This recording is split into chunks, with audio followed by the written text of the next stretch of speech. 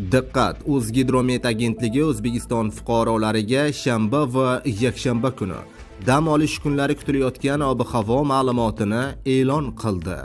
O'zbekistonda 2 kun tayyor turing. Assalomu alaykum hurmatli tomoshabinlar, tezkor yangiliklardan, birinchilardan bo'lib xabardor bo'lishni istasangiz, videorolik ostiga like tugmachasini bosib, kanalimizga obuna bo'lishni unutmang. Like bosgan insonni Xudoyim doim qo'llasin.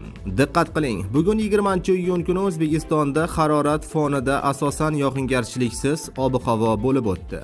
Faqatgina Toshkent viloyati va Farg'ona vodiysi viloyatlarining tog'oldi va tog'li hududlarida kechga borib qisqa muddatli yomg'ir yog'ishi va momaqaldiroq bo'lishi kutilmoqda. Dam olish kunlari havo harorati 38-40 darajagacha, janubda 42 darajagacha ko'tarilishi aytildi. Faqat respublikaning tog'oldi va tog'li hududlarida qisqa muddatli yomg'ir yog'ishi mumkin. O'zbekiston bo'yicha ba'zi joylarda shamolning tezligi shanba va yakshanba kunlari 13-18 metr sekundgacha kuchayishi, chang to'zonlar kuzatilishi kutilmoqda. 21 va 22 iyun kunlari Toshkent, Andijon, Namangan hududlarida sel-suv toshqin hodisalari yuzaga kelishi mumkin. Poytaxtimiz Toshkentda shanba va yakshanba kuni yog'ingarchilik kutilmaydi.